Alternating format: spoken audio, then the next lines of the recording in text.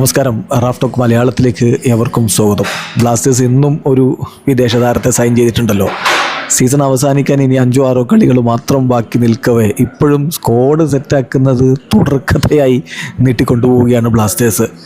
ഏതായാലും ഇന്നിപ്പോൾ ഒരു അർജൻറ്റീനക്കാരനായിട്ടുള്ള അറ്റാക്കിംഗ് പ്ലെയറെ കൊണ്ടുവന്നിട്ടുണ്ട്. സ്ക്വാഡിൽ 3 മാറ്റങ്ങൾ കൃത്യമായ അപ്ഡേഷൻ ബ്ലാസ്റ്റേഴ്സ് തന്നെ ഒഫീഷ്യലി തന്നിട്ടുമുണ്ട്. ആ സ്ക്വാഡ് അപ്ഡേറ്റ് നമ്മൾ നോക്കുകയാണ്. അതിൽ ഒന്നാമത്തെ കാര്യം ജയ് കിൻഡോങ്ങോയെ ഒഴിവാക്കിയിട്ടുണ്ട്. അദ്ദേഹത്തിന് ഷോൾഡർ സർജറിയാണ്. അദ്ദേഹത്തിന് പരിക്ക് പറ്റി ഷോൾഡർ സർജറി നടത്തുന്നു. അപ്പോൾ അതുകൊണ്ട് തന്നെ അതിൻ്റെ കൃത്യമായിട്ടുള്ള റീഹാബിലിറ്റേഷനും മറ്റു കാര്യങ്ങളും ഒക്കെ പരിഗണിച്ചുകൊണ്ട് അദ്ദേഹത്തെ സ്ക്വാഡിൽ നിന്ന് ഒഴിവാക്കിയിട്ടുണ്ട്.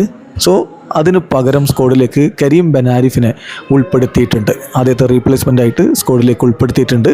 ഇമ്മീഡിയറ്റ്ലി അദ്ദേഹം സെലക്ഷൻ അവൈലബിൾ ആണ്. അടുത്ത കളി മുതൽ അദ്ദേഹം ഉണ്ടാകും എന്നർത്ഥം. അതോടൊപ്പം തന്നെ ഫ്രാൻസിസ്കോ അബാലോയെ സ്ക്വാഡിലേക്ക് എടുത്തിട്ടുണ്ടല്ലോ. ഇപ്പോൾ ഇന്ന് കൊണ്ടുവന്നിട്ടുള്ള താരമാണ് അർജൻറ്റീനക്കാരനായിട്ടുള്ള, മുമ്പ് റയൽ മാഡ്രിഡിനൊക്കെ കളിച്ചിട്ടുള്ള ഫ്രാൻസിസ്കോ അബാലോയെ കൊണ്ടുവന്നിട്ടുണ്ടല്ലോ. അദ്ദേഹത്തെ സ്ക്വാഡിലേക്ക് ആഡ് ചെയ്തിട്ടുണ്ട്.